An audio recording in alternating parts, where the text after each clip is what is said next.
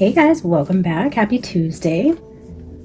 This is going to be a longer introduction, just forewarning you guys. You're happy to skip ahead. I will add a timestamp here if you want to just get into the actual reading portion of it, but I have some things I want to just chat with you guys about, more so to just hang out and show you guys a new deck that I got and pick a winner for the Edgar Allan Poe Tarot. So yesterday I asked you guys to put in the comments, like, if you practice tarot, if you're trying to learn tarot, if you have your own channels. You know, we've gotten so many different comments all across the board from people who have been doing it for 20, 30 years, to people who just bought their first deck upon being inspired after being a part of the hive here. So that's super exciting. And then there are people who have dabbled in it for a few years, or people who have left and came back. You guys are all over the board with your interest in tarot, and you guys have shared some of your favorite decks with me, and I would like to do the same. I'm going to show you guys just a couple different decks.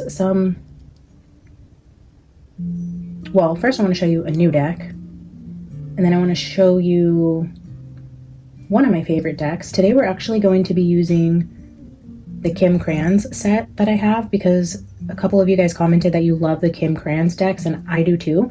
So we have the spirit animals out here, the wild unknown tarot, and the archetypes we're going to use as a little trio. We also have some cartomancy decks, the regular playing cards. We're going to incorporate those. A new deck, a favorite deck, an older favorite deck, my favorite symbols deck. And yeah, we're just going to get into it and hang out and talk. After I go over this new deck and showing you guys, we will pick a winner for the Edgar Allan Poe. I'm super excited that it's going to find a home with somebody who enjoys and practices and uses tarot. So I hope it finds the perfect home, and I hope that you guys enjoy it as much as I do.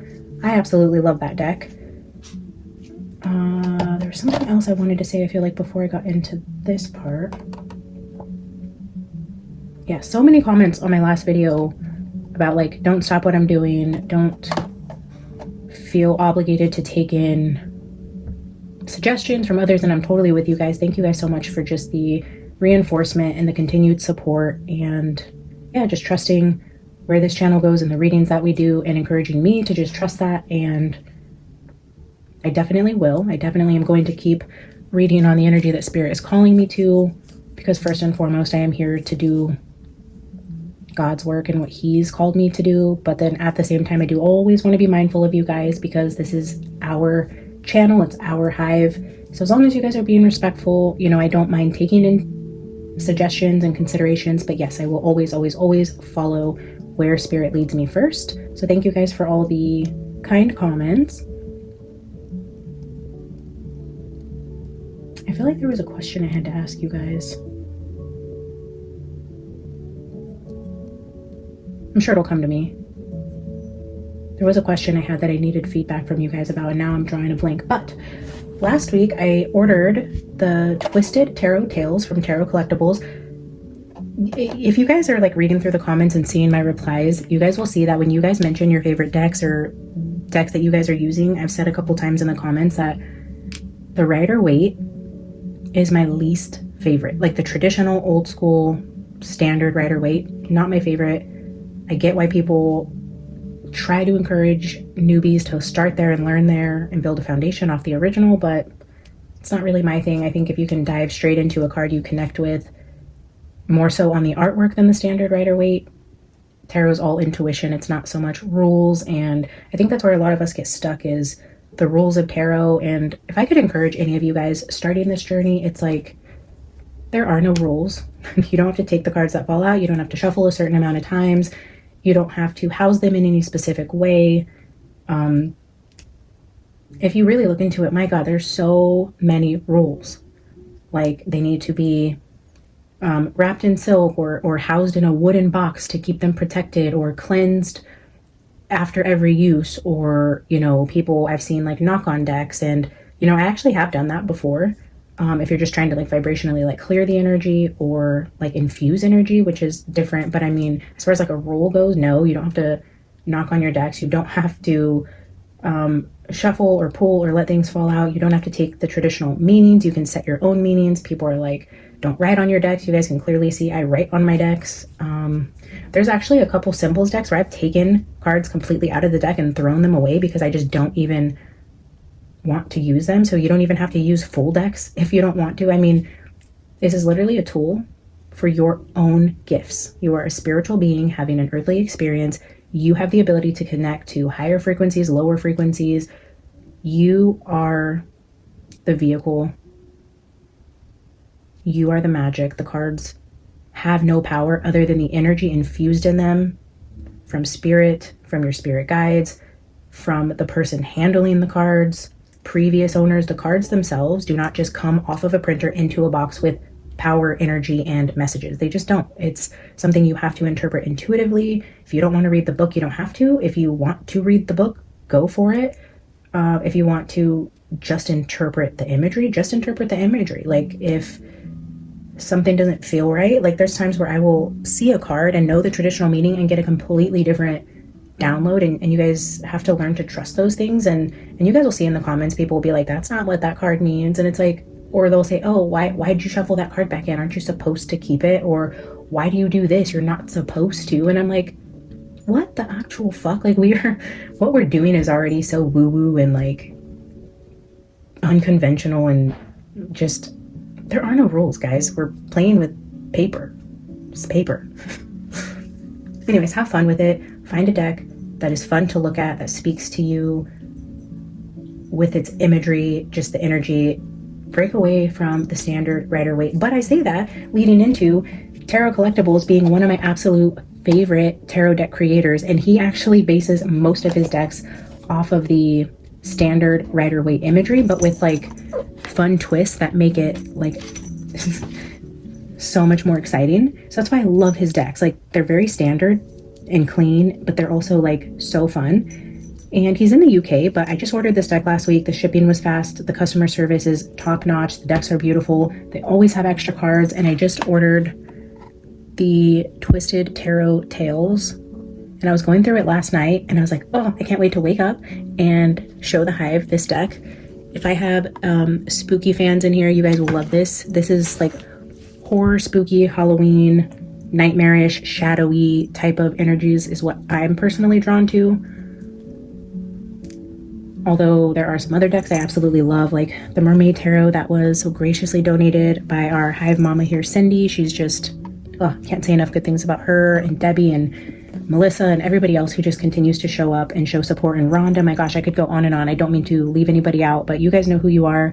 Cindy, thank you for the Mermaid deck. It's stunning. It's one of my favorites, but it's different than what I'm typically drawn to. And Sandra Birchmore's energy actually led me to that deck. And I remember saying, like, this isn't a deck I would normally want, especially at the price point. Like that deck was $100, but it's stunning and I absolutely love it. But this is more where I'm drawn to artistically. So, and this is a special edition deck. There's only 500 of these. He's doing, it says down here, I'm going to read it to you guys, but he usually does small batches periodically, and this is the first official mass production of this deck ever, and they're still only doing 500 copies. So I don't think this will be circulating very long. You guys should get it while it's out if you're interested in these types of decks. And supporting this creator, I 100% endorse because he's just wonderful. James Battersby. And this is the website, tarotcollectibles.com.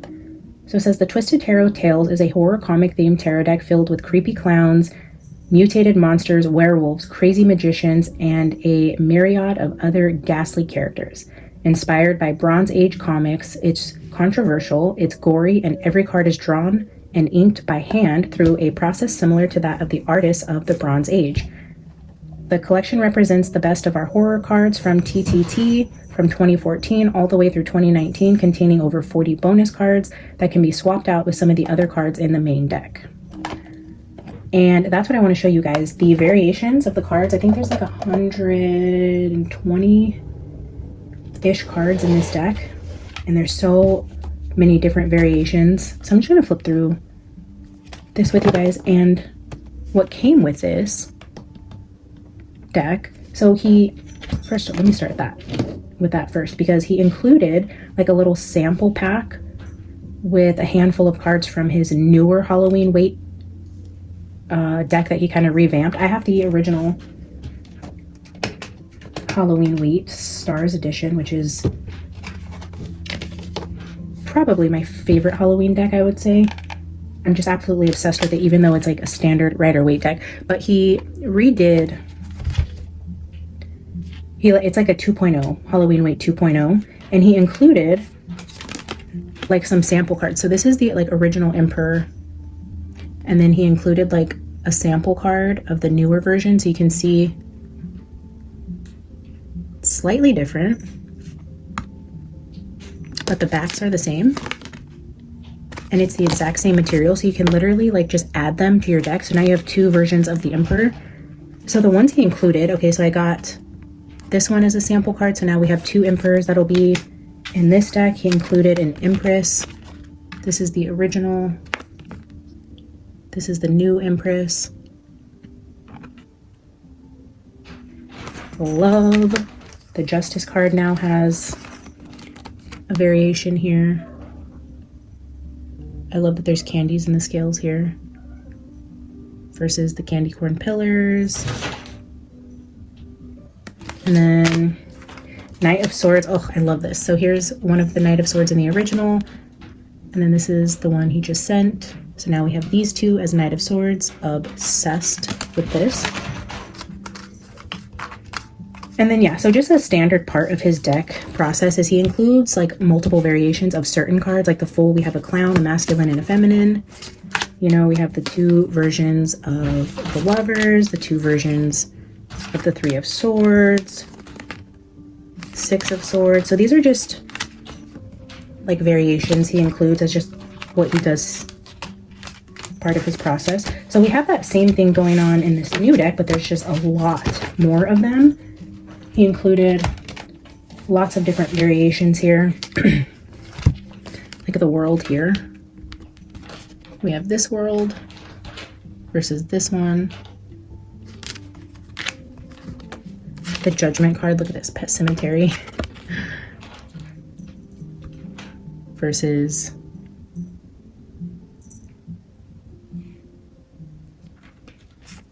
this one. Here's the sun, the moon. We have a couple variations. The alley nightclub scene. Ugh, I'm so obsessed with this deck. So we're going to be using this deck today. The Star, Arnold Schwarzenegger. But look at this, has like three versions of the Tower. So we have this version. This one. Here's one version of the Devil. The other one is inappropriate, so we'll look at it like this. Oopsie. And this one, did you see that I was playing with the Devil card? You don't like it? Whoa! Excuse you. Excuse you. Okay. Oh my gosh. Oh, yes. Make a mess. It's a good thing we're just hanging out today. You guys hear her purring? Look, eyes closed. Can you see her in the mirror? She's just like, okay.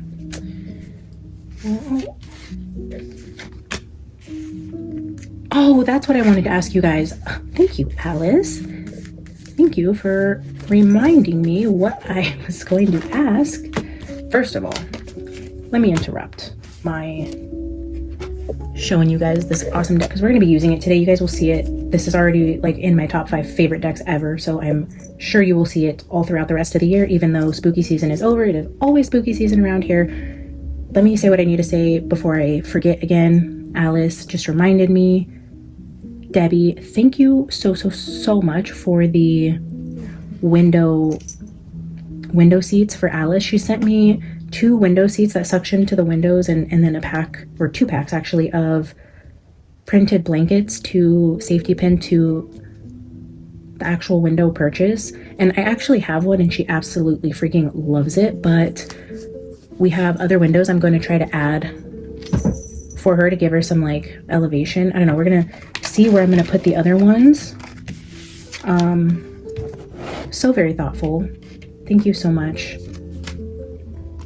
Debbie, for always thinking of Alice. And that also reminds me, I need your guys' advice for Alice again, because I was just reminded by a sticker that I seen on Pinterest. Look at this sticker.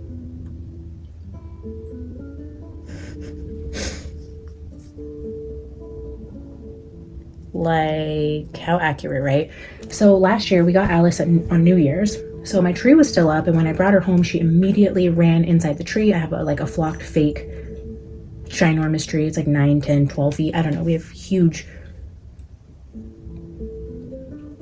like raised ceilings in this house. So I needed like a bigger tree to take up more space. So it's a very tall tree. It's flocked.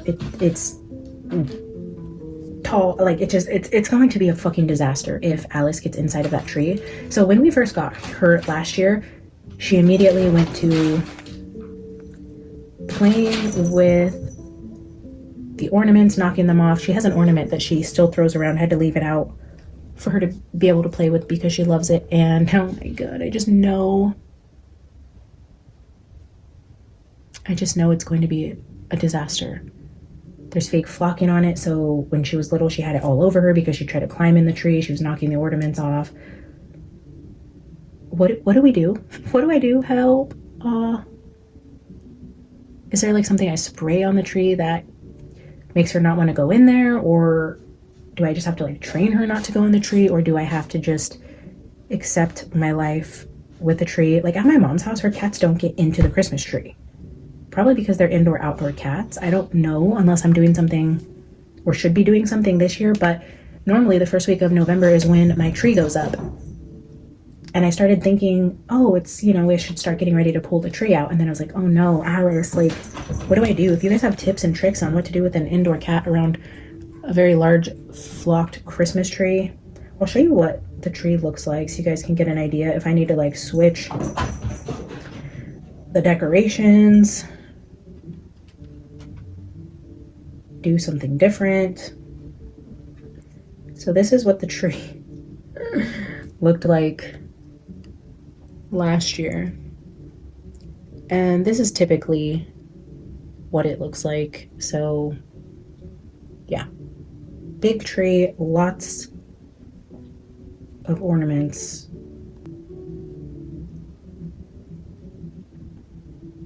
So here she's like in the tree. I don't know, see, I don't know if you guys can even see that.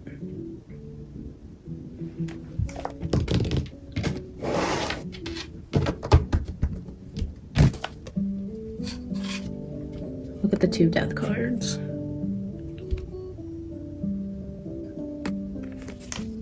And this one's interesting. Look at this hangman. You guys, I don't know what's wrong with my brain or why I love this so much, but yeah.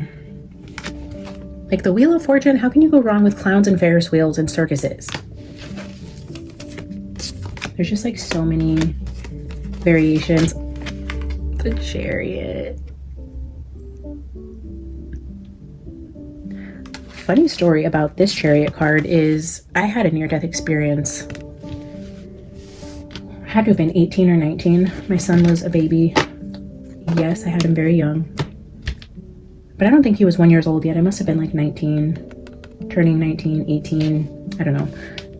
But this exact situation happened to me where we flew off the road, went through a chain link fence, landed on the freeway, like should have died. Sometimes I have like these weird feelings like I did die that day, because there's like, if you go back and see the wreckage that happened, like there's no way we all just walked away with a few scratches on the car and a broken mirror. Like there's no way. So sometimes I feel like I don't know much about this or how this is possible or if this is possible, but it felt like if there was ever a time that you could like jump timelines, it was then. It was like we should have died. Maybe we did die. Maybe we jumped timelines. And then like my life just continued on. And there's a version of my timeline that stopped that day. I don't know, but when I seen this card, I like got chills because I was like, oh my God, like that's exactly what happened to us. And I was in the passenger seat, and it was crazy. Like there's no way that I should be here, let alone leaving that scene like nothing ever happened. If I didn't have the broken mirror to prove it, or like 5 scratches on the hood of my car, you'd been like, no, you didn't. That did not happen. Either true big angels literally picked that car up and set it down on the freeway where no cars were coming, like a dead free. Like it still blows my mind. I'll have to tell you guys that full story someday if I haven't already, but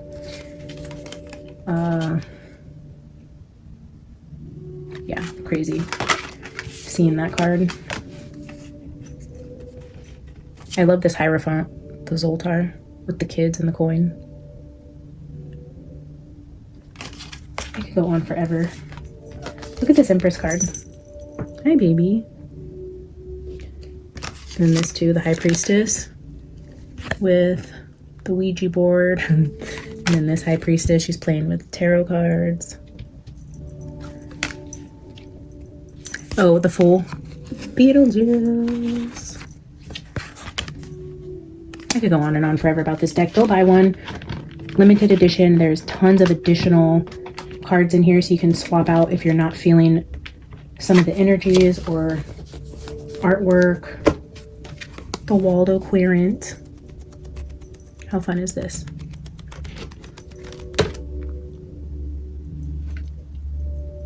I get all paranoid every time she scratches her head that she's gonna get ear mites again. She doesn't do that often, just so you guys know. I've been watching and worried myself that it's gonna come back, but I don't. So yeah, let's play with the Twisted Tarot Tales. We're gonna incorporate the Wild Unknown set, and we have some playing cards out here. The Nightmare Before Christmas, because we are big Nightmare Before Christmas fans here. And okay, so yesterday I got this deck. It was in the $5 section. And I was like, ooh, I have my cartomancy decks are Disney themed, and I watched a few of Lady Zelda's videos. Thank you guys for recommending her. And I see that she uses cartomancy as well. And I have earlier on, and I use it sometimes like when I'm meditating, but I'm not too familiar with the meaning, so I still have to like Google it and feel into my own interpretations of these cards. So by no means am I a seasoned playing card reader, but watching a few of her videos inspired me to get mine out. And then I seen this last night in the $5 bin, and it has a cute little tin can, so I'm like, ooh, let's add that to the card collection. So I was shuffling last night and I asked about Charlie Kirk. I said, show me Charlie Kirk, and these were the 3 that came out. So I left them on top so I could show you guys. We had the Joker at the bottom, but then we started with the 4 of Clubs, the King of Hearts, and the 4 of Spades. Very interesting interpretation there, which is why I have those out here to show you guys, because that's a new deck also. And shout out Lady Zelda. I don't know if you are familiar with my channel at all, or if you've ever watched any of the videos, but if you're watching, hi, hello. I'd love for you to drop a comment and let me know you're here. And if you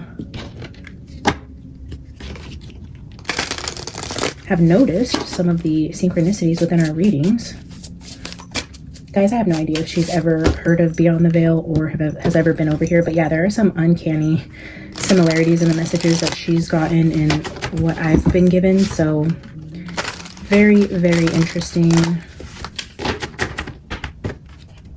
She's great. I love her self-created deck. Okay, so with these 3, the King of Hearts obviously is going to represent Charlie.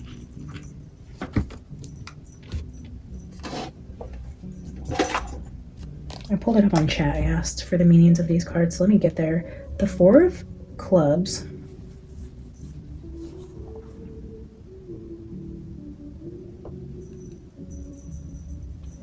The 4 of Clubs is like, I guess it would be similar to a 4 of Pentacles. It talks about stability and security, reliability, loyalties, working hard, solid foundations, all of those things that a traditional 4 of Pentacles would symbolize. For a personal life, it would represent like consistency, trust, cooperation, security in relationships, loyal friendships, and supportive family.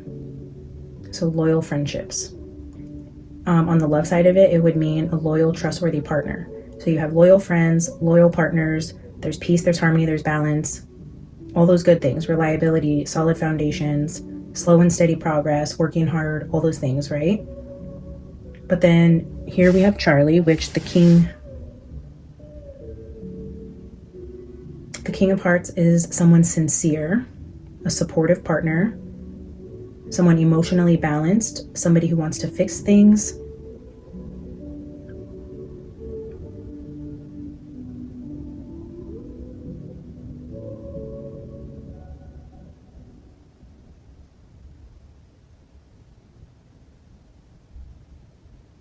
I feel like I had more meaning on that. But anyways,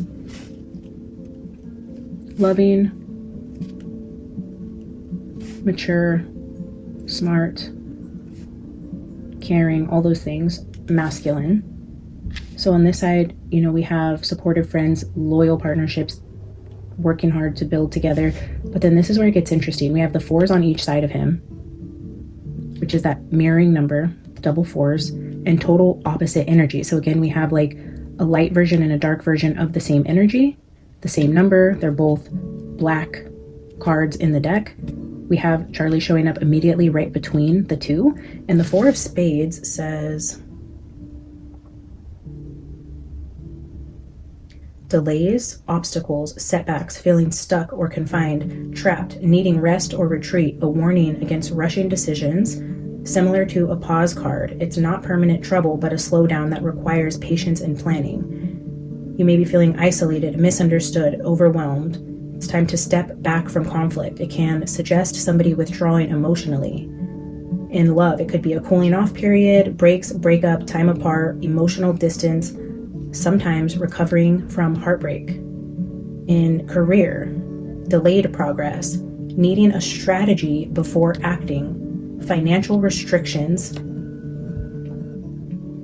spiritual meaning, rest, regroup, protect your energy, don't force outcomes, a need to heal and recharge. So all those things that we've been getting about what he was dealing with at the end, him strategizing, planning, putting a plan into place, feeling stuck, restricted, you know, there's setbacks, there's obstacles, there's overwhelm here, drama, conflict. There's also financial restrictions, needing a strategy, not rushing a decision, all those things.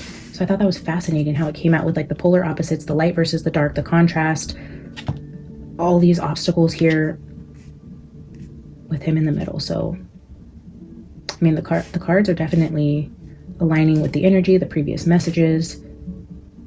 Nothing crazy, far left field has really been introduced here, except for probably that Halloween reading that we did was one of the ones that was just kind of really out there for me.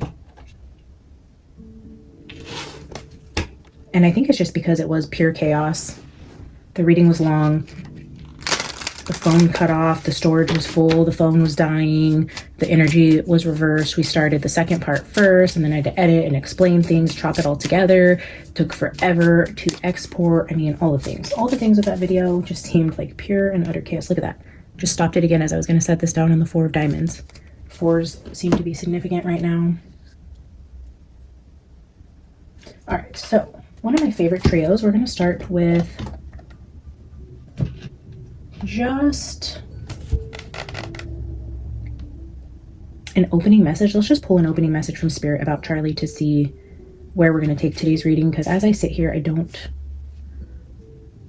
really know where we're going. Like I said, I really just wanted to hang out with you guys, ask about the Christmas tree situation, show you guys my new deck, thank Debbie. Oh, we need to pick a winner. Okay, you know what? Let's get an opening message. I'll pick a winner and then we'll come back and pull some tarot. Yeah? Let's see. All right, Spirit. Where are we taking the energy today? Digging into Charlie Kirk and the energy that surrounded his assassination. What do you want to draw attention to today? This is the Wild Unknown Archetypes. The mirror is at the bottom.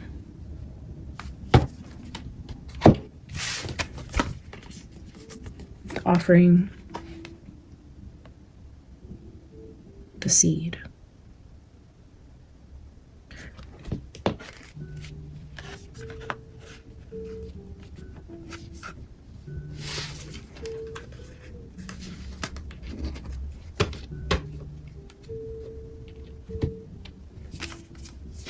I mean, right off the bat, that gives me, like, again, that reproductive type of energy. The mirror, like, the offering, the seed. Like, the mirror of Charlie, the seed. I mean, it could definitely be interpreted as sacrifice, as a gift. Ooh, the animal in the temple, that definitely gives sacrifice. With the sword, holy shit. Okay, is this talking about sacrifice? The sword, the temple, the animal. They used to sacrifice animals, like, on the altar. The wow. And then the mirror, like, mirroring animals sacrifice.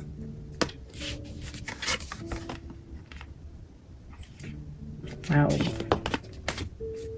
The offering and the seed. Are we exploring the idea that Charlie was possibly sacrificed?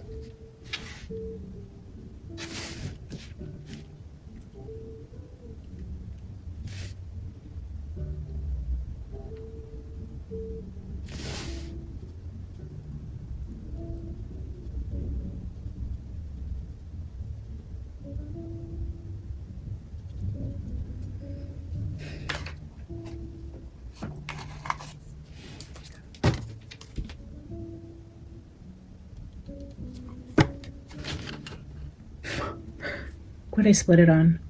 The Phoenix and Scorpion. The Phoenix rising. The Scorpio, that definitely gives me Erica energy.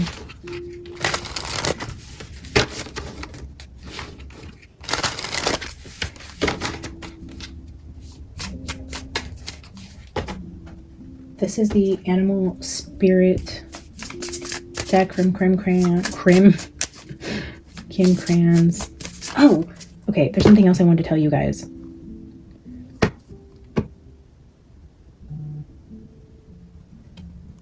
The rabbit is here at the bottom. Did people sacrifice rabbits? They hunt rabbits, right? Okay, let me pull two animals, pick a winner, and then I'm going to tell you guys another connection that I made over the weekend before I even knew anything about this Kirk Foundation, or honestly, I don't even know if it's true, but you guys have mentioned it and I seen it mentioned on Harsh's channel, and I don't know if it's true or not. I mean, that has yet to be verified, at least from what I know. If you guys have seen that it's actually true, verified information, that would be so interesting. But there's so much bullshit online right now. Everybody's making AI accounts, fake stories, twisting stories. It's so much shit you have to sift through on this energy. Like, from the onset, there's been false claims of her announcing pregnancy, announcing this. Candace said this. Like, the insane amount of clickbait and false stories that are circulating. You guys now more than ever need to be discerning on what you're watching, what you take as truth. I mean, myself included in that. Like, I'll look at stuff, I'm like, well, that's fake. That has to be fake. And then there's even some things where I'm like, wait, could that one be true? Anyways, there's just so much shit we have to sift through right now. But if it's true, which I don't know that it is, that she's starting some foundation for children in Chicago, then I got some interesting energy that came into my awareness over the weekend that might tie into that. Pretty crazy.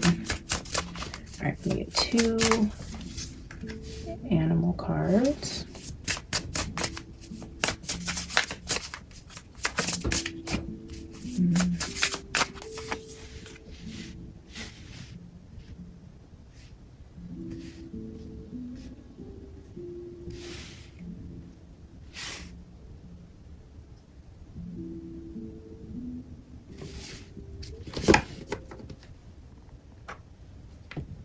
butterfly and the octopus.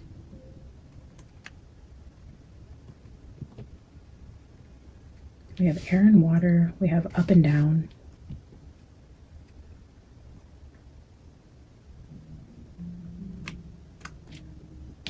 Underneath the water, up in the clouds. Transformation.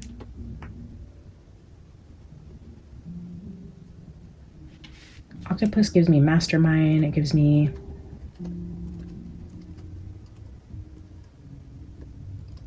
heavy, like, maternal energy. It's also like an escape artist.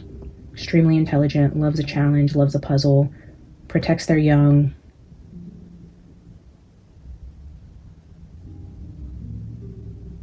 And I think octopuses have like tons of babies. Is that true?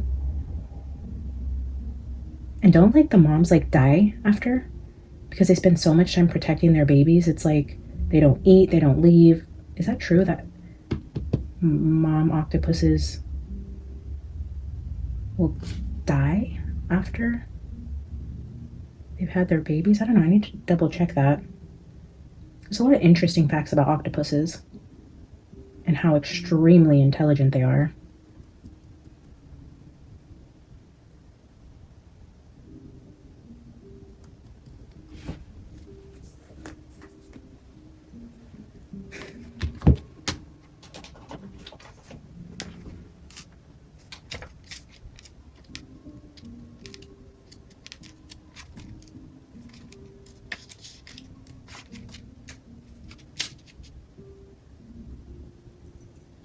Reaching, yearning, lacking boundaries and direction.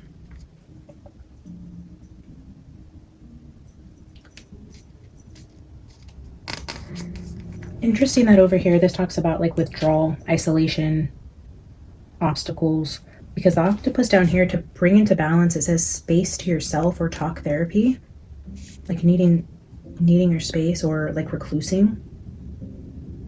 The octopus signifies a wonderfully receptive mind paired with a lack of healthy boundaries.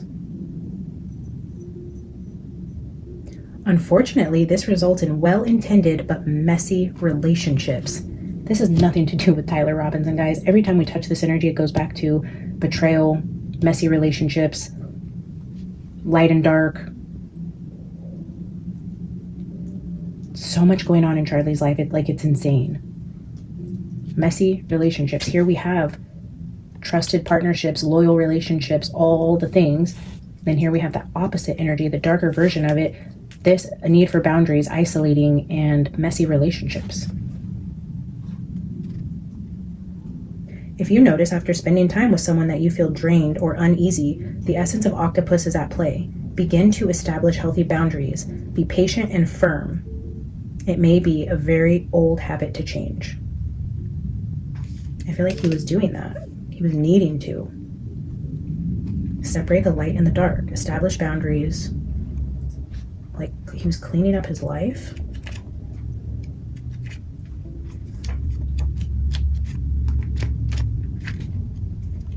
Sad.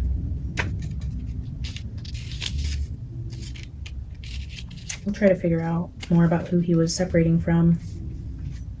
But I mean, this is also a card of healing after heartbreak. In relationships, it says like separation, time apart.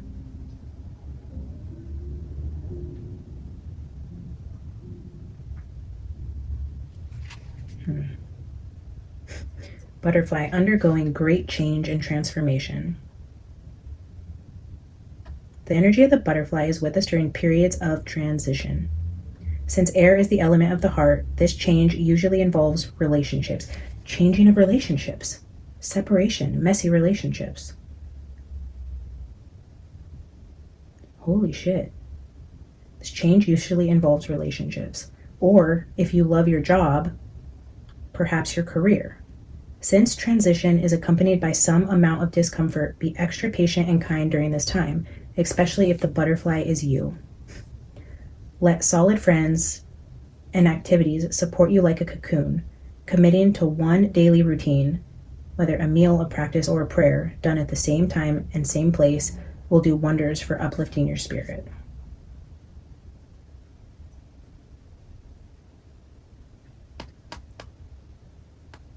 change usually involves relationships.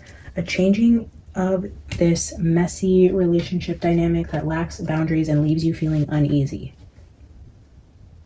Pulling away from people that are supposed to be your loyal friends, your firm foundation. And then the offering and the seed. I just want to glance there quickly.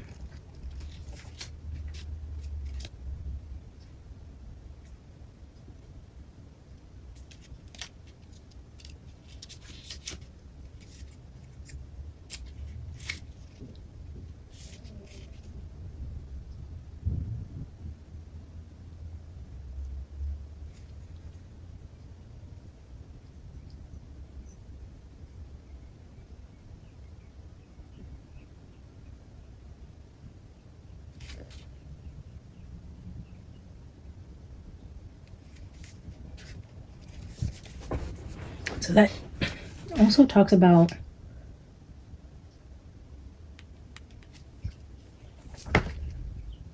trees and the pearls.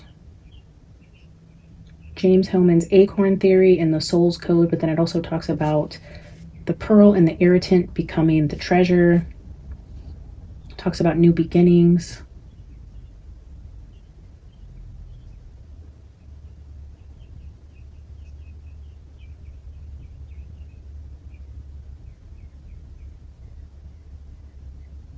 It says you are bumping up against a growth edge. It's from the grit that the pearl eventually becomes.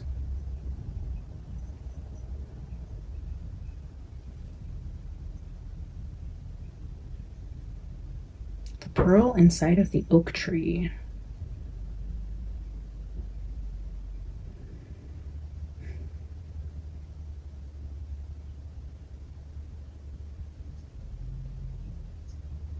It says there's feelings of impatience and being antsy, impatient, things changing, generative energy.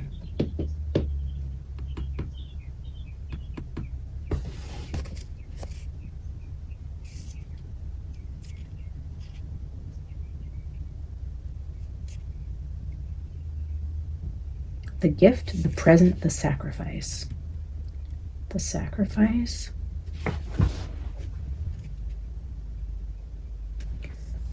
Generosity, donation, or volunteering. Odin's sacrifice of his eye in Norse mythology. Didn't he sacrifice his eye for knowledge? Isn't that what the devil offered Adam and Eve? Well, offered Eve in the Garden of Eden was the gift of knowledge with the apple, like the offering to eat of the apple, and then the offering, Odin sacrificed his eye for knowledge. The offering is a gift. We get that energy a lot here. Unlike many of the other cards in this deck, the offering carries a clear as day message and a call to action. A call to action to transform something.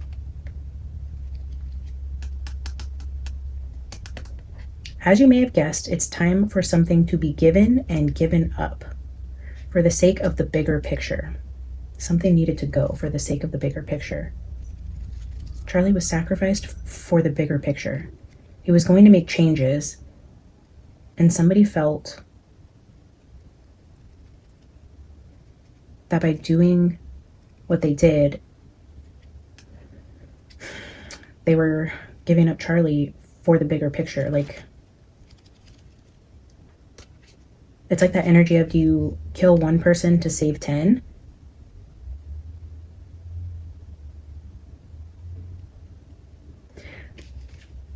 I don't remember where I heard this from, but I remember there being either like a game or a question or something that was asked to me when I was younger. Like, if you could save your mom but 10 people died, would you do it? Or would you let your mom die if it meant saving 10 other people or something like that? I don't know if you guys ever remembered being asked that question. I vaguely remember like something about that specifically, and I don't remember where or how that came about, but I know that that was a question asked, and I'm feeling like it was asked in school. Was this part of that gate bullshit? Because it's like I'm vaguely remembering, and what a weird question to ask, right? Especially a student when I was in like 3rd, 4th grade, 5th grade. I think it was a couple years. I don't know.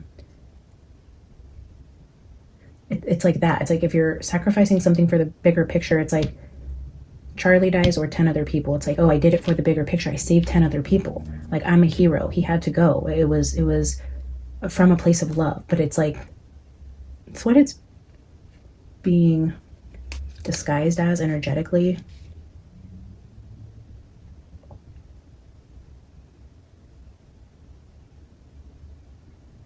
It's likely you'll feel attachment and hesitancy. You'll make excuses, but recognize the link between the word sacrifice and the word sacred. One leads to the other. When we offer something up for the greater good, we lighten our load and become more able to serve.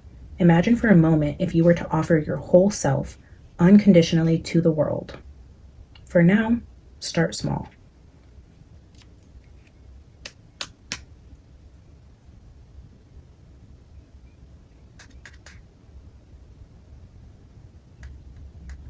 Interesting. Charlie was a sacrifice for the bigger picture.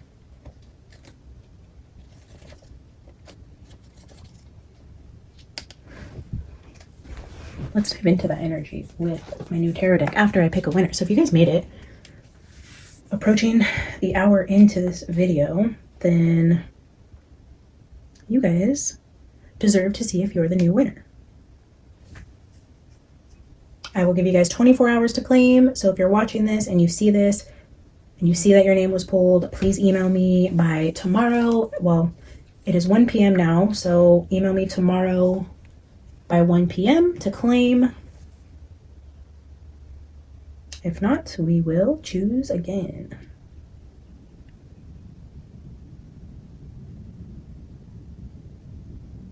Let's go to YouTube comment picker.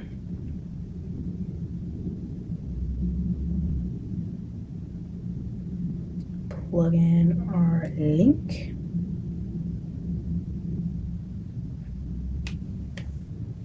We are going to allow duplicates, allow replies,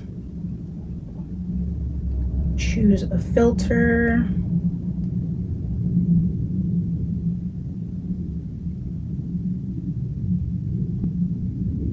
Keyword filter, we are putting in tarot. Okay, so just so you guys can see what we're pulling from, exactly like I said, continue here. We have 62 comments loaded. Okay, I was like, why so few? Okay, because people were commenting about the video, about different things. That's why I said I was going to filter the keyword tarot for those of you telling me about your tarot journey. So we have 62 that are going into the drawing, and good luck, everybody. Yay. All right, Nona Tina. I've been wanting to start reading tarot. I got a book from the library and I went to Barnes & Noble to buy a tarot deck, but was a little overwhelmed on how many there were. Facts. But even so, like, I go to Barnes & Noble and I don't ever really find the deck that I want, even though there's so many. But yeah, super fun to go look. I was drawn to the Poe cards, but wasn't sure if they'd be a good beginner deck. So yeah, email me. Congratulations, Nona Tina. I will let you guys know tomorrow if I don't hear from her, and we will pick another winner. Let's continue on with this energy. Let me get a quick spread from the Wild Unknown Tarot. And then I am so freaking excited to use the Twisted Tarot Tales for the first time. All right, Spirit, what do you want us to know about potential sacrifice for the bigger picture? Messy relationships, things changing. This also talks about the gift and the treasure, though, also, which again, like I said, is energy we've gotten quite often.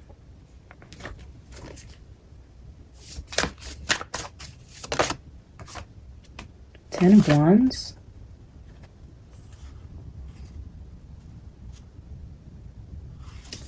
That's a lot of cards. Let's look at that stack. And Father of Pentacles at the bottom.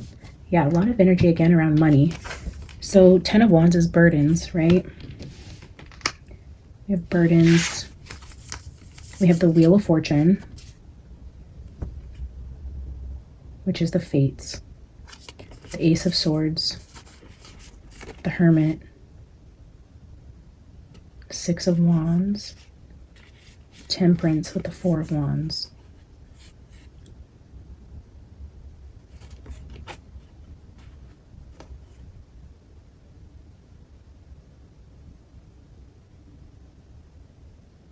All of these combined are giving me the energy that there was a contract presented that changed the terms of something that would have required, again, Charlie to compromise, bringing fire and water together into this home. You see the water in the middle, the fire around it, the 4 sticks making the foundation of what would then be like a new foundation, combining fire and water. There's a promise of success here with a compromise, and there's some internal thinking going on here with what was presented, but it is a change. It's a change that requires compromise. And as we know, Charlie is no longer with us, so I'm assuming he declined that contract. Let's get a few more cards here. Oh, shit. Wow, whatever just flipped out over here, it flipped back over, so I'll have to slow that down to see it, but the only card upright is the fucking Devil. The offer from the Devil was turned down. I wish I would have seen which card over here flipped out. Was it this one? The Snake? The Devil? One of these cards flipped over. Well, 2 feminines are here with the 2 of Swords. The Mother Snake. Oh my god, the 3rd Mother. Shut up. We now have Mother of Swords, Mother of Wands, Mother of Pentacles with the 2 of Swords, like a blocking, a disagreement, going head to head. But look at all of the feminine energy here. All of the mothers here.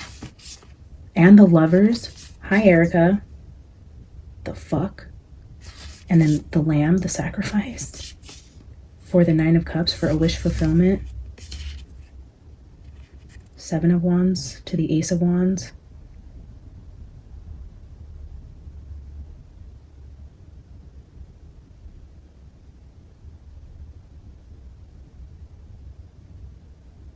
The 9 of Cups. I'm seeing it like, whoa. I mean, I don't use these cards often enough because they're so powerful. It's like these 9 of Cups, getting everything you ever wanted from the Devil. It's like all these cups, though, we're here to, like, if you're a light in the darkness, this one single wand is on fire. He's lighting up the dark around him. It's like all of these cups needed to extinguish? Is that the right word? Extinguish this fire. But what happened was the fire was put out, and then the light came from where he was holding the light, where this stick is holding the light. If you put it out with water, you still have the wand, the stick, the staff, the branch, whatever you want to call this. It's no longer on fire, but look at all of the light around it. It's like what they tried to do. Oh my god, look at this. The Devil's hooves are like stomping on this person's light. This person is a light in the dark. The Devil came here to stomp out the light, and when he stomped out the light, it just exploded around it. No, this is no longer on fire. The light was successfully snuffed, but it didn't go anywhere. It is now, instead of in the middle of the darkness, it is all around. There's light now. Holy shit. Look how powerful that is.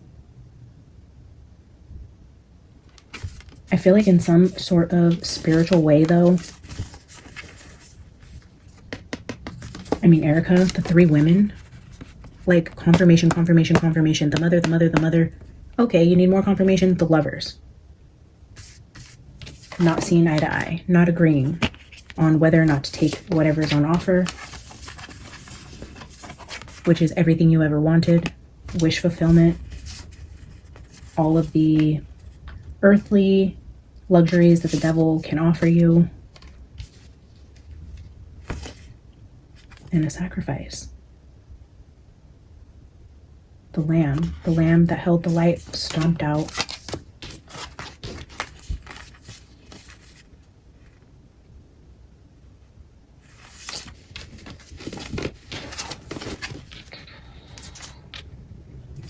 Father of Pentacles, Death, Wheel of Fortune, Four of Wands. Let me get 3 more of these. That's a lot already, and then we'll pull some from Twisted Tarot Tales. You guys, oh my gosh, I don't know why I just stopped shuffling, because I was hearing like, go check if you're at 10K. Did we just hit 10K while I was sitting here? Why did that just like hit my spirit? We were at 9,998 when I started this reading. Okay, so let me block out the financial parts. So this is where we were when I started. I haven't refreshed it yet. Let's refresh together. Ew. No. Okay, we're still at the same. Maybe? I don't know why I thought that. That's so weird, okay? Why was I thinking go check?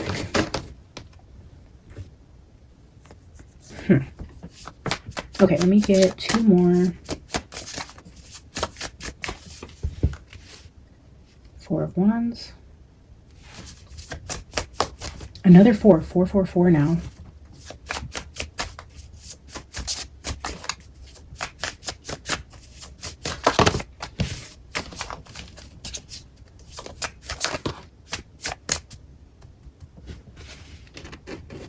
I mean, these are a lot of cards. Oh, we have the Chariot. 2 of Pentacles. Yeah, to the 10 of Pentacles. There's that Father of Pentacles again in the Tower.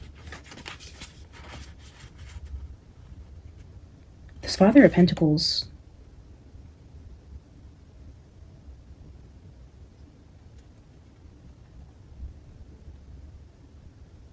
feels like trouble.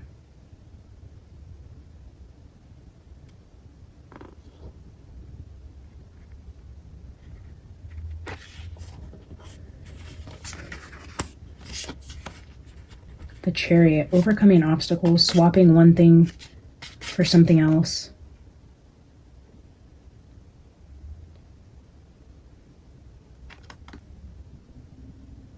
Wealth.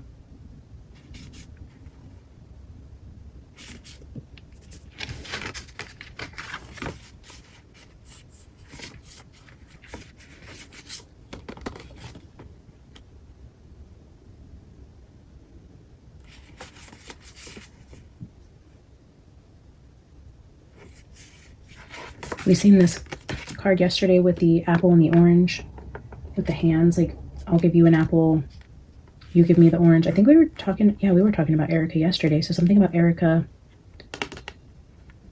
making a trade. Here's the butterfly again. We have the butterfly over here with trading something out, a transition.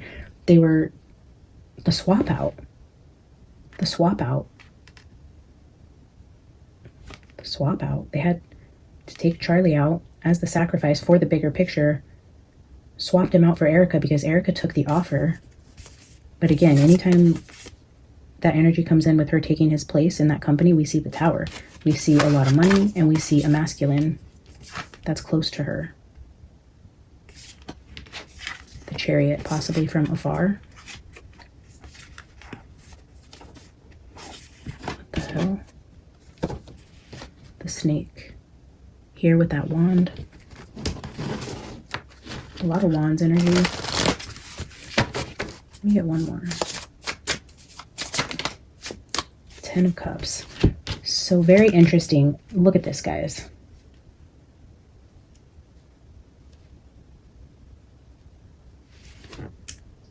Tens, if you are familiar with poker, the court cards, the kings, the queens, the jacks are considered 10 when counting. Aren't they? 10, 10? Because 10 and ace is 21. Blackjack, right? Blackjack? Blackjack. Blackjack. Kings would be like 10, right? In blackjack. And then we have 10, 10 here with a 4. And then we have 4, 4, 10. So 4, 4, 10, 10, 4, 10.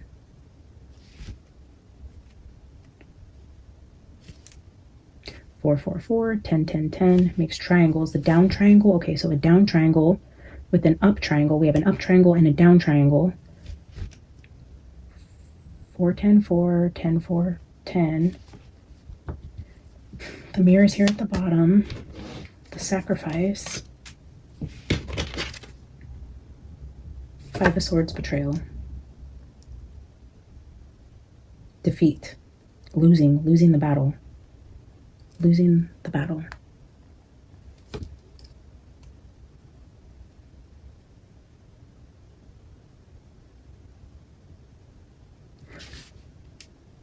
The Four of Wands is that home card, the foundation card, the marriage card, all those things.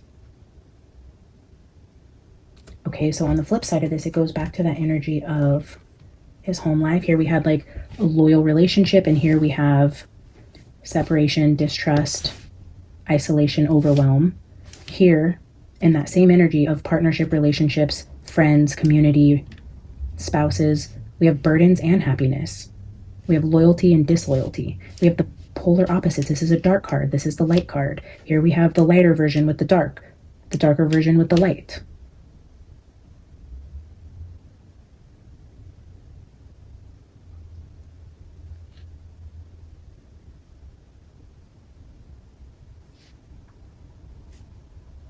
It's definitely still a battle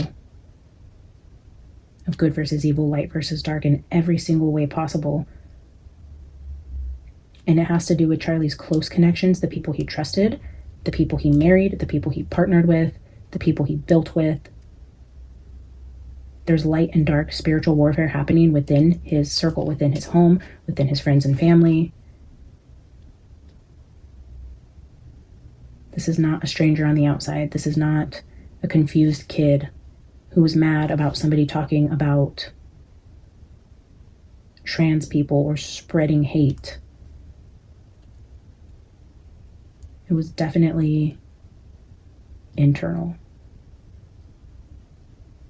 A hell of a spiritual battle here in his private life. Speaking of, do you guys feel some type of way about Candace's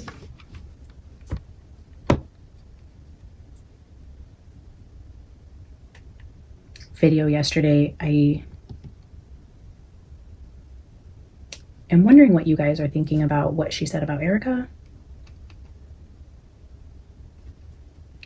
Was that a subtle way to call her out, to say like, I haven't caught you yet, but I'm watching you? And like waiting for her to slip up, trying to make her think she's Team Erica for now? To say like, hey, I gave you the benefit of the doubt. I defended you on my channel. And maybe she already has an inclination of a lie that Erica is about to tell, and that she specifically mentioned it in her video yesterday just to be able to say like, hey, I came on here and defended you and gave you the benefit of the doubt, but then you had to go and say this or do this, or then I had to find this out. And, you know, she kind of like covering her bases there, trying to throw them off that she's not looking into her. Or do you think she genuinely is not suspicious of Erica? I tend to not believe that, just because she keeps mentioning like 2018 and 2019. She mentions handlers, how grateful she is for her husband, that he was not part of the plan. That is also the same year Charlie met Erica. He married her shortly after. And then she does talk about the kids and that being the only thing that the world has left of Charlie, and not wanting to jeopardize being able to see them grow up or stay close to them, to protect them, to help them. You know, is she trying to tell us like, hey guys, I'm backing off of this because I need to stay close to his kids? Or is she saying, hey, I'm just publicly giving her the benefit of the doubt before I stomp her when I find something else out? Like, I don't know. What are your guys' thoughts? I know in my heart of hearts that she is suspicious. If she doesn't know for sure, I don't know that just suspicion is enough to publicly wage war on his spouse and mother of his children, like she said, if she's playing it safe. It's just my opinion. This deck is so big with all the extra cards. I think I'm going to take half the deck and pull the first 5 cards from this half. And then we'll pull 3 more from this half. Spirit, tell us more about the energies.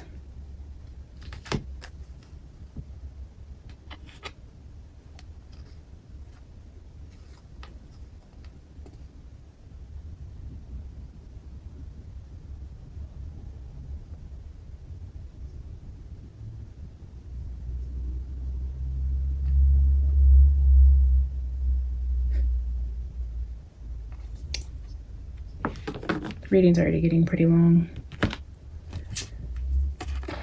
There's a lot to unpack here. I'm halfway tempted to just put these back and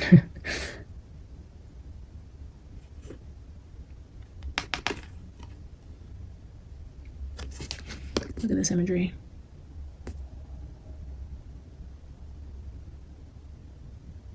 Six of Swords is back out here.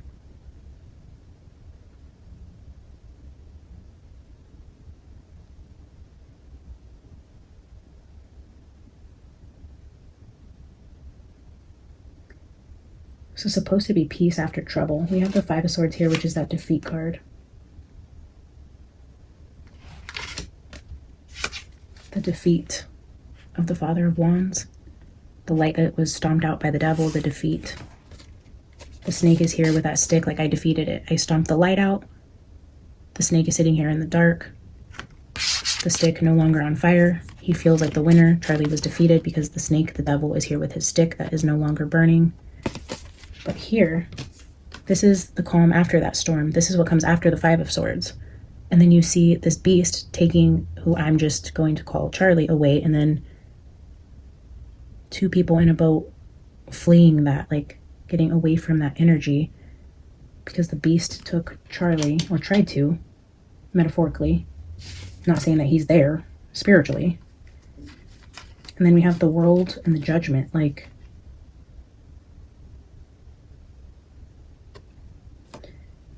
the World is a final ending. This final ending actually happened on a public, in a public way for the world to see. And look at this angry cat coming out of the grave, like pissed off, like Pet Sematary. If you remember, I used to love reading Stephen King when I was younger. Like, these were the books I would read in like 3rd and 4th grade. Again, going back to that time around Gate, like I loved Stephen King horror books. I would read about ghosts and paranormal, and like this has always just been like a part of my personality and things that I enjoy. And Pet Sematary was scary as shit to me at that age. I remember thinking like, this is the scariest book I ever read. I loved it, but it was terrifying. Like the cat that comes back completely possessed. But it's giving me like coming out of your grave like so fucking mad. And then the Four of Cups is like discontentment, boredom, nothing exciting going on, nothing to be happy about, just kind of meh. It's not so much depression, but like very unsatisfied. You're unsatisfied, you're leaving, and then the whole world blows into pieces.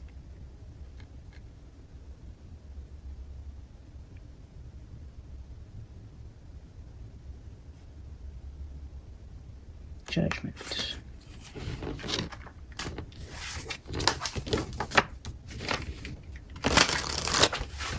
I guess we're leaving Six of Swords out here. I don't know why I set that down. I wasn't going to take this stack. So Six of Swords.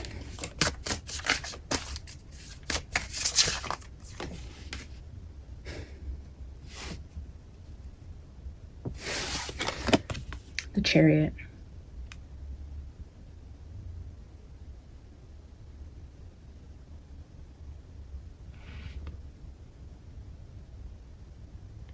For me, this was my near-death experience, but I also mentioned how I was saying, like, shifting timelines. Both of these could also be cards of travel.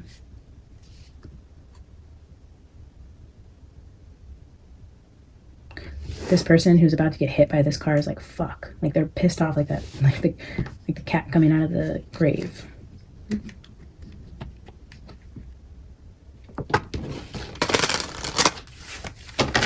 Like, can see death coming and then like pissed.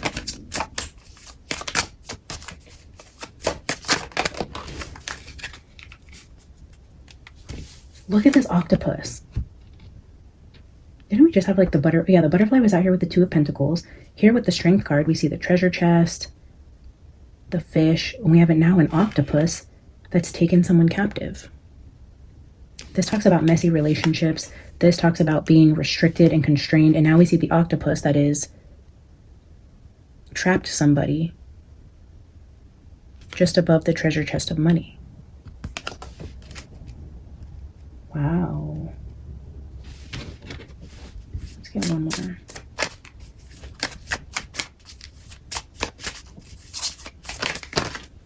The devil.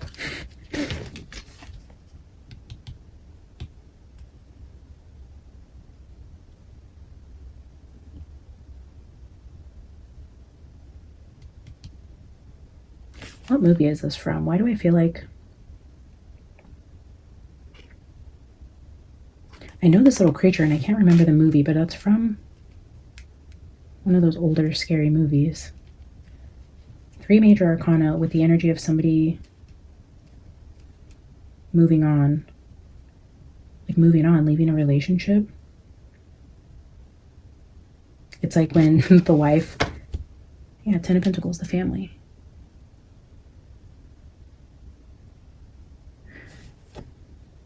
It's like when you're fighting outside of a car and it's that energy of your wife runs you over with the car because you're thinking of leaving or getting out of the vehicle. So she just runs you over. Like if you're leaving, you're just going to die. But the devil, it's like the devil, the octopus.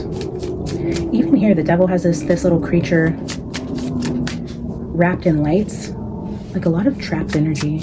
And it's like okay, you're trapped in the car. If you think you're going to get out and flee, we're either going to hit you with the car.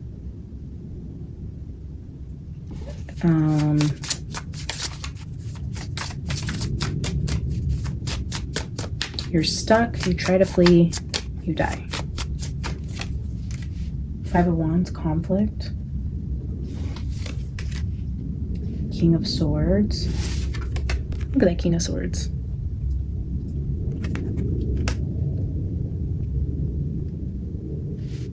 Fighting.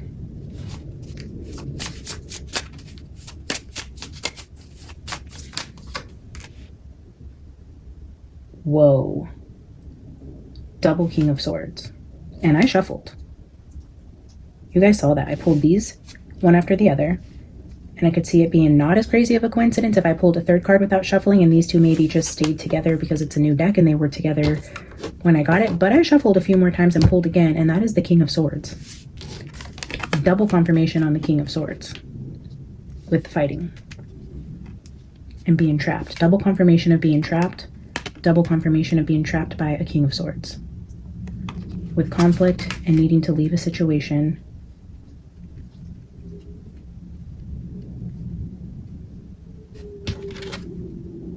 Ten of Swords, betrayal. Needing to leave a situation and being killed instead. 10s again at the bottom. 10 of Swords, 10 of Pentacles. 10, 10, 10, 4, 4, 4. Double 10s at the bottom. The mirror at the bottom. The 4 at the bottom. Bottom of the decks are speaking today. Lots of 10s and 4s. 10, 10, 4 again right there.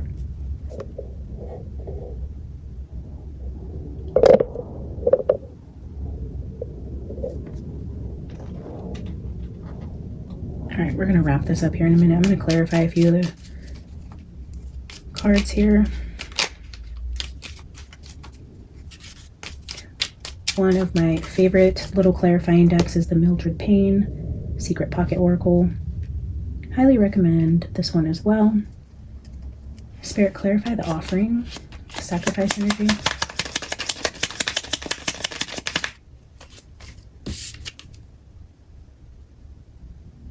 Water.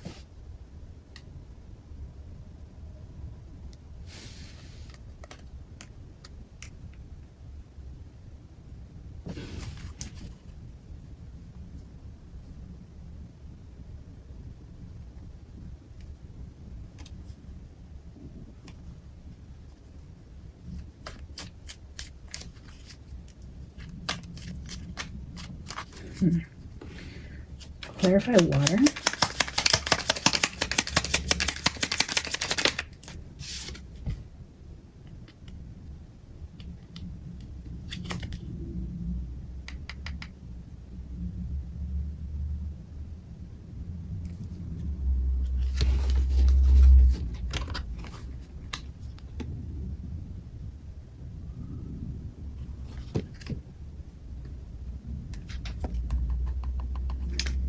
This is weird and a different way to interpret this, but the offering is a sacrifice. I was telling you guys with the gift and the seed, it's giving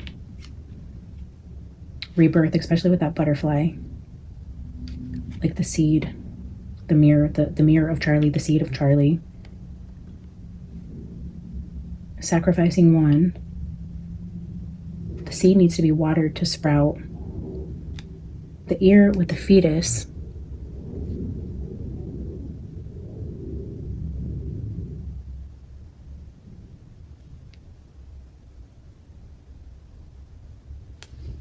Hesitant to look under the fetus, but it's like, I don't know, I'm just seeing it like hearing the heartbeat. The devil in the pipe. Put the fetus in the ear. Oh,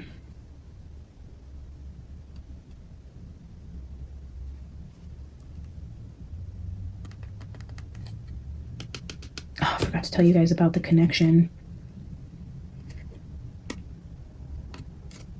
to the Kirk Foundation.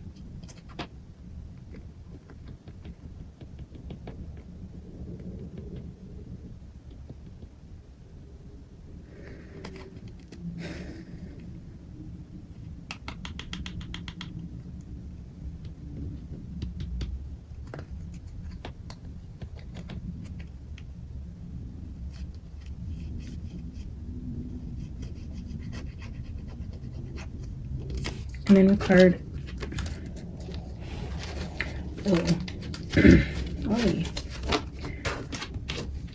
this card 18, it's like the sacrifice, the water, the washing away of the sins, and then what comes after 18 is 19, which is the news of a baby, which is the seed that had been planted. 18, 19, new beginnings, rebirth, regeneration, transformation.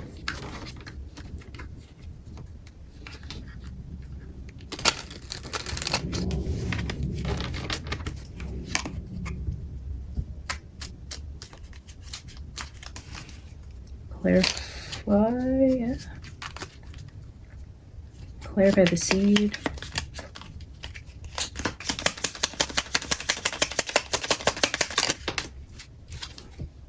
Factory. Gives me baby factory. Creating a baby in a petri dish. Science. Factory is like giving me like science lab. Seeds, babies. Baby factory. Clarify the King of Hearts right there in the center with Jack.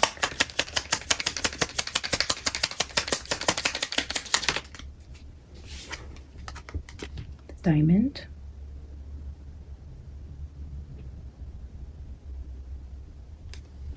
The Gift, the Sacrifice. It's also on top of, so here we have Jack Skellington, the King of Hearts. Underneath that, we have the Four of Wands, which is the marriage card, and then the Diamond card that's sitting right between the two. Again, giving me Erica energy. The Diamond, the wedding, the home. 10 of Cups, 10 of Pentacles.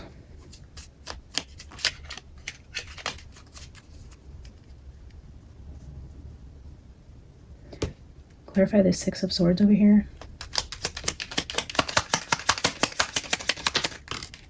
Okay, guess we're taking two. The Candle. Yeah, the stump. Okay, this is like cutting something short, cutting it off, killing it. You cut the stump down. If you look inside of the oak tree, that's what it looks like. Look at all these lines. It talks about that in that seed card. You cut the tree down, but it's like the rebirth from the tree, which would be the seed of that tree that you cut down. But here's the candle. It's like snuffing the candle, cutting the tree down, but then like recreating it. Trying to replant it, cutting the tree down, snuffing the candle, but then trying to like replant the tree. The Six of Swords. Again, with the energy of trying to leave or free yourself.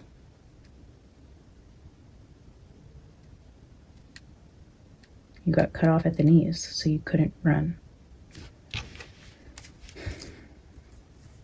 Yeah, look at the crow and the axe with the owl. The crow says criminal activity and the axe is the person that cut off the tree. Okay, so let's ask who. I'm assuming the devil, King of Swords. So let me clarify devil and King of Swords. I'm gonna get 3. Look at this. The only card that flipped over of the 3 is the tree, and the axe is back here at the bottom. The devil and the king of swords cut down the tree that was thriving. It's now stumped. The candle's been snuffed, and they're trying to replant it. Whether that be with science, fertilized eggs. Holy shit, let's see what these other 2 are. That's crazy.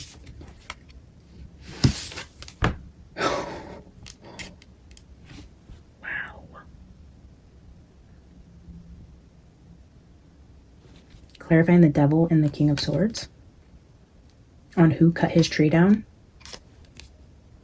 The pitchfork goes nicely with the devil. The red door takes me back to, I think it was the reading with Candace Owens in the pyramids on the thumbnail, where we were reading on the Egyptian military and the Freemasons. And that sign came out. We also had the 2 she-devils with the pitchfork on the right side of the reading as well. Now we have Charlie's tree that was cut down by whom? Conflict with the devil, the king of swords. We see a pitchfork and that red door 33. Definitely a club member, possibly with Egyptian ties.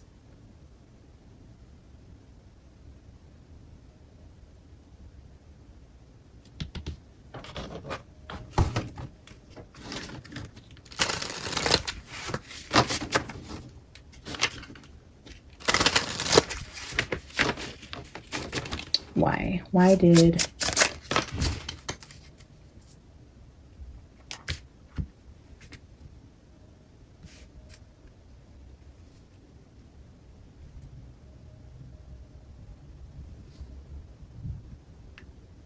I was going to say, why did the King of Swords devil cut down Charlie's tree? 2 of Wands, which is a plan.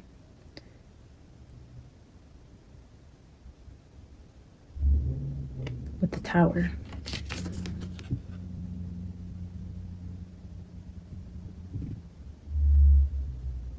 There's the black and white checkered floors. Making a plan from afar, club member. To bring the Tower down. 5 of Cups at the bottom, which is loss. The Hanged Man is a sacrifice. Making a sacrifice for the greater good from afar. Let's actually pull 3 cards. Tell me again why the devil...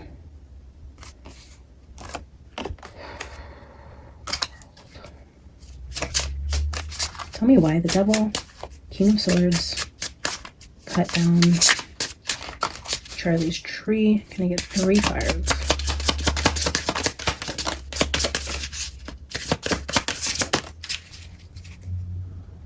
Money, stolen money. Greed. This says psychopath. 4 of Pentacles, 7 of Swords, which is theft. Deceit. Oh, look at their playing cards. Didn't I say blackjack up here? Cheating. Stealing. Money. The Wheel of Fortune and the Lover. Changing the fates.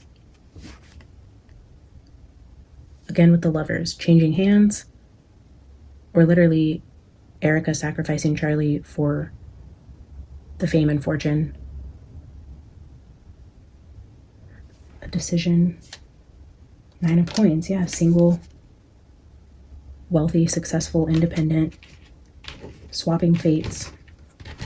Swapping fates. The Lovers around money, cheating, lying, stealing.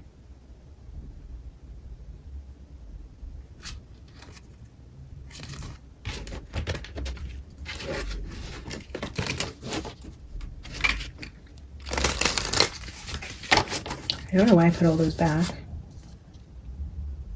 6 of Swords? When did this flip out? Why was this the only card upright? That's that 6 of Swords. I keep telling you guys, keeps repeating. When did that one flip over? No, okay, we have the 6 of Swords here. When I was asking why, I picked those cards up and the only card left was the 6 of Swords. Why? Because he was leaving or changing directions.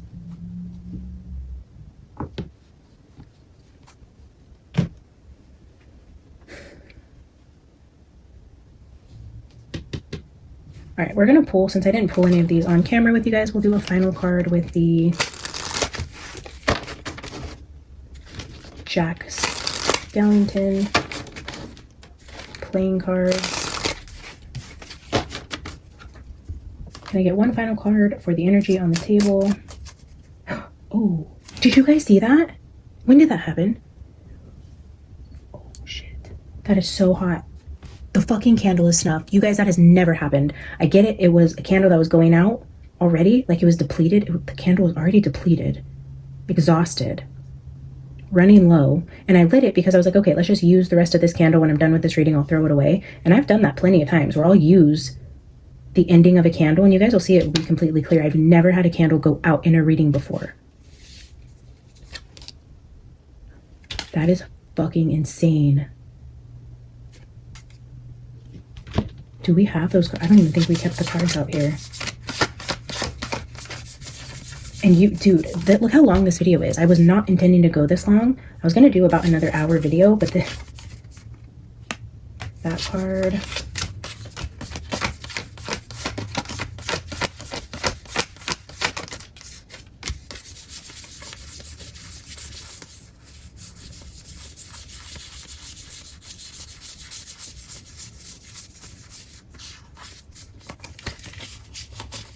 I think we had to go this long, and the reading went so long to get to these energies, to see that candle go out. I just seen the smoke, so it had to have just happened when I noticed it.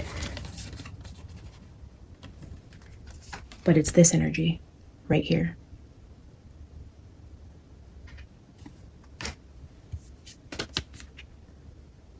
The snake thought he won. He's like, I'll take that now. But what he did was this. I cannot believe that candle just went out. I am so glad this video went long so you guys could see that. And that, wow. Why? Because he was leaving. And was I talking about the Six of Swords when it went out? I can't wait to watch that back. That is fucking insane.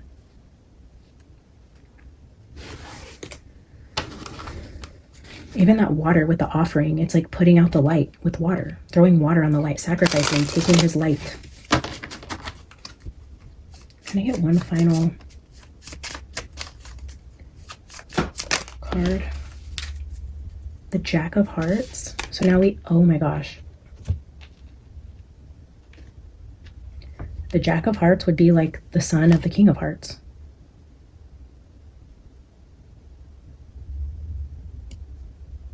If I'm remembering correctly, this is like Prince Charming energy. But I'm seeing it more like as a Knight of Cups to the King of Cups, like, which would be considered like the sun.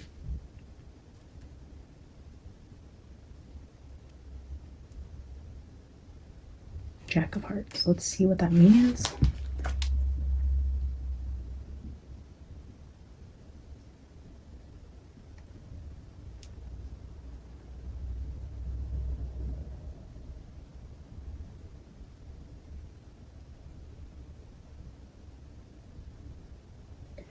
The Jack of Hearts is a very warm, emotional, romantic, and loyal card. A young, loving, affectionate person, a message of love or good news, romance, attraction, devotion, protection, kind-heartedness. The card is basically the sweetheart of the deck. Yeah, the sweetheart, Prince Charming, youthful male energy, someone charming, emotional, sensitive, artistic, somebody with a big heart, maybe shy, but very sincere. This could be a child, a teen, a young adult. A message of affection, apology, or a confession. A pure relationship, a loyal, tender-hearted, emotional partner who means well.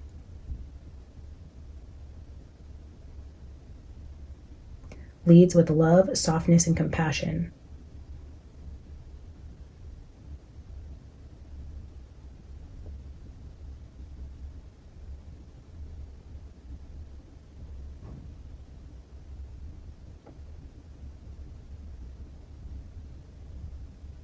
Feels incomplete.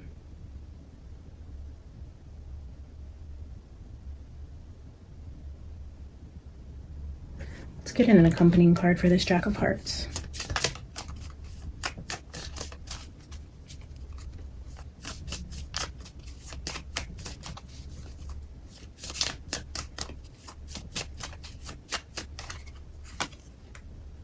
Nine of Hearts, so much love. We have the King of Hearts there in the middle. Now we have the Jack of Hearts, the Nine of Hearts, and the Five of Hearts at the bottom. Like ending this on a high note, even though my candle went out.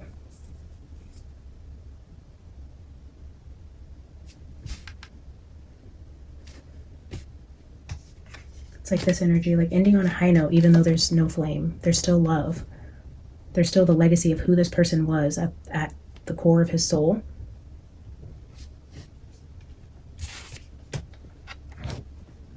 Let's see. Jack of Hearts with Nine of Hearts. Wow, it says the combination Jack of Hearts and Nine of Hearts is one of the happiest emotional pairings you can draw.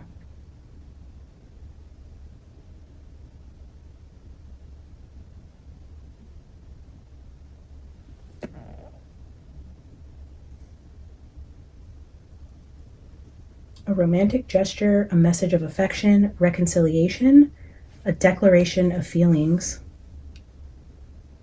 someone who cares about you deeply, a relationship becomes sweeter or more affectionate, a crush turns into something real, someone confesses their feelings, a reunion that brings joy.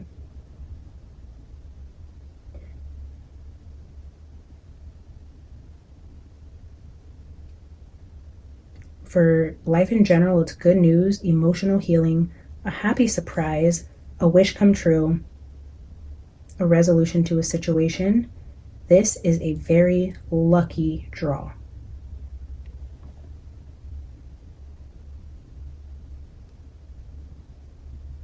Wow, happy surprise. Lady Luck with a lucky draw. I don't know, guys.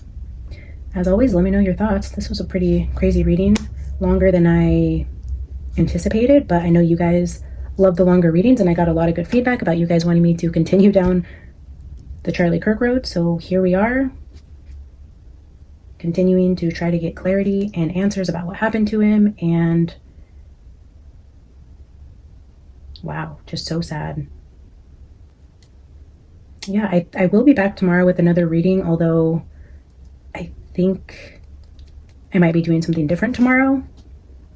So stay tuned for that. I haven't fully decided yet, but there's a couple other things I've been noodling on for tomorrow. So stay tuned. I love you guys so much. I will see you tomorrow. Bye.